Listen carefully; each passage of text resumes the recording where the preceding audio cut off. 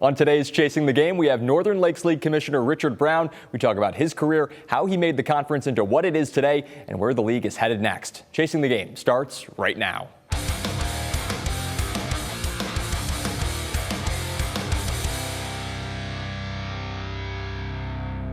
All right, welcome into Chasing the Game. NLL Commissioner Richard Browne is here. Richard, thank you so much for coming in studio, hanging out with us. We really appreciate it. This has got to be a quiet time for you, right? Basketball's over. Baseball hasn't really kicked into the postseason. It's got to be quiet, right? Compared to fall and winter, absolutely. This is the quiet before the next storm, and that's spring. And with Northwest Ohio weather, we never know what we're going to get. Yeah. So. Absolutely. This is a time, a lot of expansion going on in the NLL. Lots of things are happening. I just want to ask you right off the bat about the expansion thing. It's a thing that people are talking about all the time. Was that always something in the back of your mind that you wanted to do? Did those conversations come later? I mean, this is 10 years now that you've been in the NLL. What's that been like? Yeah, so going back 10 years, one of the first topics that we talked about was what would expansion look like if we went to 10 or 12 teams? And when we talked about that, there were no schools attached to that. It was what if the Northern Lakes League decided to expand, and what would it look like? We took a look at it for about a year and plotted some things out and kind of charted what we thought it might look like. And then it kind of went away. Everybody was happy with 8. And then, we started to have what we called the elephant in the room, where the Perrysburgs and the Anthony Waynes were growing at such a rate that they were kind of outgrowing everybody else, and we wanted to try and bring some equity back to the league. So all of that talk started back in around 2018, 2019, and then the expansion process started in 2020. Did COVID put a monkey wrench in that? Did that make things harder, or did it make things easier? Tell me about that. It's funny because we were dealing with all the COVID issues, and if people remember what that looked like, limited people in the stands and all these regulations that we had to go through to manage games just to play during the COVID time. And then we decided that we were going to start talking about expansion. So with all that going on with the COVID stuff, then we got into this expansion process. So we were going down 2 parallel roads, looking at 2 completely different things. One, how do we keep sports going during the COVID time? But then how are we going to expand moving forward? What were the conversations like with the other schools? Whitmer, Clay, did it take much convincing to get them involved, or was that pretty easy to, hey, come to the NLL, it's going to be competitive in football, it's going to be competitive? I think when you look at it, the conversations had to happen internally first, and we had to understand exactly what our future was. The goal was to maintain the history of the Northern Lakes League. We didn't want it to fall apart. We didn't want some of those smaller schools to look at the Northern Lakes League as, hey, this isn't working for us. And we needed to bring some competition in for those larger schools. So when you put all that together, we really had to figure out what we were going to do and how we were going to do it. So that's where the conversation started. And you have to kind of have a vision before you can actually go out and market that vision. So that's what we did. We spent a little bit of time doing that, and then we went out and we started to talk to those other schools. Yeah, so Whitmer, Clay, Fremont Ross, you guys have added these schools. Liberty Benton now in January. Finley too? Finley too, absolutely, another huge school. What was it like trying to get Liberty Benton? I know we've talked about this before, but that conversation about getting a school as far away as they are. But Liberty Benton, I mean, to your point, Finley was right there, so it's not too far away from Finley. It's not. What was the conversation like to get Liberty Benton involved? I think the expansion process, how it happens is kind of foreign to a lot of people. And I think people just think you pick up the phone and you call somebody and you say, hey, let's come to the Northern Lakes League. That's not how this works. For us in Liberty Benton, it was kind of, they were looking for a home in a different league, obviously leaving the BVC. And we've been looking for teams, but that doesn't mean we're just going to take teams to take teams. There has to be a fit. So when it was first announced that Liberty Benton was leaving the BVC, we did reach out, just say, hey, here's kind of what our vision looks like, and talk about that with them. And then those kind of talks kind of went away for a while. And then over the last year and a half, they've come back. And this doesn't happen overnight. We went to Liberty Benton as a group to look over Liberty Benton. Liberty Benton came to us a few times. And in the end, we both thought it was a good fit for both of us. And so they're joining in the fall of 2026. We'll see them playing on NLL football fields in the fall. I am so personally excited as a high school football nerd. I love this kind of stuff. Yeah. You don't call them crossovers. They're interdivisional games. I don't know. What is that the exact term? Yeah, so over the last couple of years, because we've had an odd number of teams, we have created these quote-unquote crossover games. And really what they have been is non-league games within our league. Those games don't count for anything with the exception in baseball and softball, and that's how we've set that sport up. But in football and basketball, we played those because, number one, some of those are natural rivalries. They're games that have been playing for the teams that have been playing for a long time, so we didn't want to get rid of that. Also, if you have to go out and fill in non-league games from schools outside of Northwest Ohio, you're looking at some pretty extensive travel. So we wanted to avoid that. So we've had these quote-unquote crossover games since our inception of the expansion.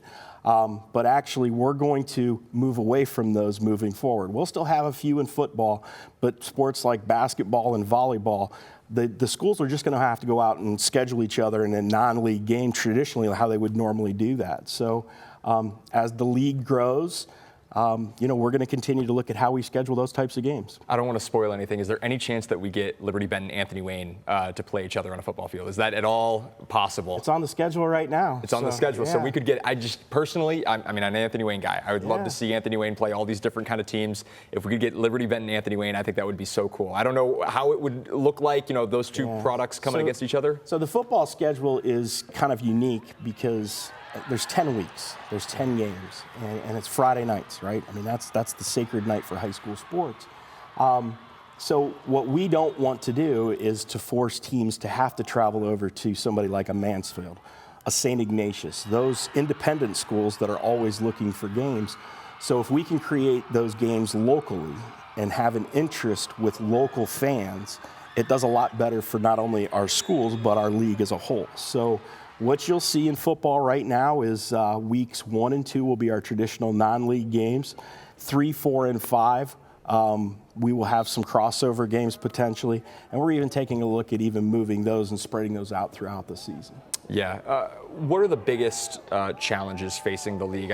Is it because of expansion? Is that you guys just need to be able to accumulate enough teams that you can kind of solidify scheduling? Is that maybe the biggest challenge at facing these conferences? I think we're through our biggest challenge because the biggest challenge was having 11 teams. That's an odd number of teams. So that's going to create a bye in your schedule in every sport that you do. So now that we're moving back towards 12 teams, 6 in each division, we now have a balanced out division. Okay, each division is balanced out. So I think the challenging part is over, and as we started to create those new schedules for the expanded league, it's taken a tremendous amount of weight off of my shoulders. In fact, I did this about a month ago when we actually finally formalized our plan moving forward. Scheduling became a lot easier for us. Yeah, absolutely. You were an official for some time. You haven't done it for a few years, but you've been ready to do it. The officiating crisis has been not just here in Northwest Ohio, all throughout the country.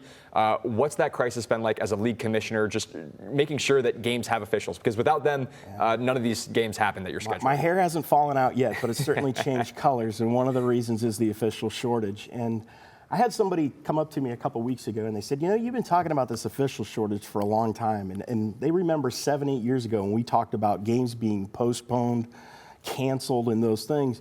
And some of that's materialized, probably not as fast as we thought because I think we got out ahead of it. But honestly, we're back to the point now where we're going to potentially see some contests get postponed and moved to other nights. I don't know if it affects the Northern Lakes League like it does a lot of some of the other leagues outside of the greater Toledo area, but it's definitely here. On Friday nights right now, there's nobody sitting at home that's an official that isn't working. If they're certified, there's probably a need for them somewhere, and we're starting to see that in all of our sports. We're getting ready for track and field here, and a lot of people don't think about track and field officiating, right? We have a championship event that requires right around 14 officials. We're struggling to get to 14 officials for that event. So it's happening in every sport. It's not just football, it's not just basketball, and it's an epidemic that we have to deal with. To me, it's one of the biggest issues we have moving forward. Yeah, and it's so funny you mentioned 7 or 8 years ago. We actually have a package from about 7 years ago, you talking about this exact thing. Let's take a look at that right now. This is a package from about 7 years ago, you talking about the officiating crisis. Right now, the average age of a high school official in Ohio is 52 years old. And as they continue to hang it up, there isn't a huge new crop coming in, making those who are doing it now vital to the games. The officials are starting to work more games, and injuries are starting to happen. They're starting to get tired. I think their tolerance becomes a little bit less. So as we progress, I'm worried that here in the next few weeks we may have to talk about postponing and canceling games. A huge part of many officials deciding to walk away from the game is the way they are being treated by parents. Officials are paid around $60 to $70 a game in Northwest Ohio. Recently, the Northern Lakes League had a veteran official consider walking away from the game because of parent behavior. The tweet about it is getting a lot of attention. NLL Commissioner Richard Browne says this is just one example. It's a hobby for most of them. They do it for the love of the game. Nobody likes to get yelled at. There's no workplace that I can go into today and start yelling at somebody without there being ramifications. Sports is no different. Browne tells me this is a dynamic problem and leaders know there isn't one solution. They're looking at possibly paying officials more, but that could mean you're paying more to go to your son or daughter's game. He says it comes down to respecting those who are working your kids' games. We sometimes live in a culture where we don't want to call people out and we don't want to hold people accountable for their actions, but in this case we have to because it's having a negative effect on what we're doing. And so in 7 years, have things really gotten worse or better? Was it weird to kind of see yourself talk about it like that? I told you my hair color had changed. But yeah, I mean, there's a lot of things there that we still talk about today, but we have significantly increased our pay. The Northern Lakes League was one of the first leagues in the state of Ohio to actually do a fairly significant increase to our officials' fees. And I think that's helped us retain people. What we struggle with now is we do have some schools in our area, in our conference, in fact, that actually teach classes for officiating.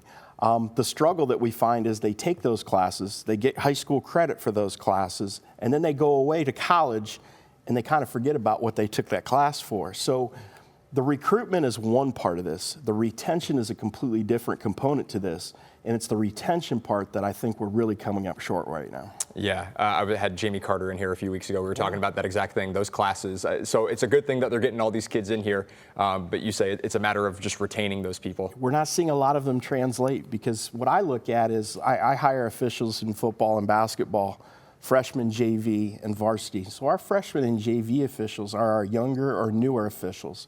And it's not necessarily younger. We've had some older gentlemen and ladies come out and officiate for us. But it's keeping them involved. And you go through the class process and you become educated and you learn how to be an official. But we need those people to stick around for 15 to 20 years, not 1 or 2. And it's that proverbial pipeline that I say is drying up. And that's where our issue is going to be. Yeah, the other crisis that people have talked about, the mental health crisis. I've done stories with you years ago. We've talked about this. You've been one of the most, if not the single most proactive commissioner, I think, about this issue. Was that always a priority? Did you always feel a responsibility to tackle that issue? You know, I think one of the things when I first started this role was I didn't really know what a commissioner was. I knew you assigned games and you scheduled games and you tried to get everybody to kind of play together and all that. But as we have evolved, we've always wanted to be at the forefront of doing something different in this league. So it started out with our sportsmanship conference, and we've had that for, I think, 8 years now, where we bring students in from all of our schools to talk about our sportsmanship definition and validate it every year and make sure, hey, is this something that you as student athletes can carry on? It's funny you mentioned the mental health component because next week we're actually having our first mental health summit where Leadership Toledo is going to come in and put on a program for 25 student athletes from all of our member schools to talk about mental health because it's so important right now. We need to make sure our students are successful on the playing field, but we also need to make sure when they leave the playing field that whatever's going on at home and whatever's going on in school, that they're acutely aware that there are people there for them. This world's not easy, and we want to make sure that we're doing what we can to support them. Yeah, and with that, this is the story that we used. We talked to you, we talked to several other people. Let's take a look at that. This is a student-athlete mental health story that we did, I believe, last year. Let's take a look. Molly Malone is a star hitter for the St. Ursula volleyball team. You only need to watch her for a few minutes to see she's one of the biggest personalities on the court. That competitiveness, it just brings out that energy in me. But Molly didn't always play the game this way. A few years ago, Molly was on the brink of leaving volleyball. My freshman year, we lost my uncle to his mental illness, And after that, I put so much pressure on myself to be perfect at all times that it ended up tearing me down. Molly was not the first athlete to struggle and won't be the last. Mental health is one of the biggest issues facing young student athletes. She says things like the year-round dedication, busy schedules are just a few factors leading to more stress, anxiety, and depression. A study by the NCAA in 2023 reported that more than 1 in 4 student athletes felt they were overwhelmed, and the same number felt they were mentally exhausted. McKenna Wrights is the former head coach of the Springfield volleyball team. Wrights' teams won a conference championship in 2012 and developed more than 60 all-league players in her 14 seasons as head coach. She says one of the biggest parts of her job beyond coaching was helping players work through mental health obstacles. We have to remember that they're just kids, that we have to give them the room to grow, not just physically and through their skills, but mentally, emotionally, and socially. And it's not just Wrights. Other programs and leagues are recognizing the importance of mental health and taking steps to help student athletes. In 2022, the Toledo chapter of the National Football Foundation sponsored mental health awareness training for football teams in the Northern Lakes League. That same year, we interviewed NLL Commissioner Richard Browne, who said it was an early effort by the league to give the kids the tools to deal with mental health issues. It's furthering their education. You have the schoolwork, you have the athletics and the practices and all that, but this is one more step to enhance an adolescent's opportunity to learn about things that are going on in our world today. Dr. Lurley Archambault is a clinical psychiatrist who presents a mental health curriculum at events like the one with the NLL. Before he was a psychiatrist, he was a member of the Toledo Rockets football team. He says things have changed from his playing days and that society isn't doing enough to set student athletes and young people up for success. From a psychiatric standpoint, I'm really very concerned that we are not creating the resilience in young people to deal with the kinds of things that will represent issues in their life that create anxiety. Eventually, Molly Malone found her passion and purpose for playing volleyball again. She took the loss of her uncle and turned it into motivation. I decided that everything I'm going to do, it's going to be dedicated to something bigger than myself. I dedicated everything I did to my uncle. Since that decision, Molly has twice been a member of the CHSL all-conference teams. Molly says there's a lot of different things that teams and schools can do to help treat student-athlete mental health, but it starts with listening. I think it's just about making sure that the people around us understand what we're struggling with. It's so easy to get consumed by your sport and by school, but it's okay to be vulnerable. And that being vulnerable isn't a weakness, and you should be able to reach out to people around you, and people should want to listen to you. And so, like you said, this has been an issue for years now. You guys have tried to take this proactive approach to it. I hope, like the officiating crisis, that it's something that can, be resolved, that there's, solutions and infrastructure to try to solve it. I think a failure on our part to address some of these things is where we're going to get ourselves in trouble. And I'm proud of what our league has done, not only with mental health to this point and what we're going to do, but also sportsmanship and the officiating thing and everything that, kind of stacks up against us, that, we're kind of at the forefront to try and alleviate it as best we can. Yeah, I want to shift gears to this, the conference championships. You guys have obviously done very well.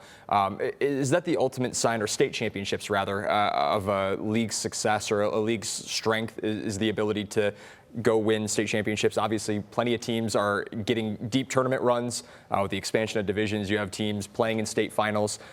Anthony Wayne Golf a couple of years ago, Northview Baseball, wrestling, Perrysburg has been phenomenal for the last few years. Do you take a lot of pride in the fact that teams are able to make these deep runs, and you've got a few state championships to show for it?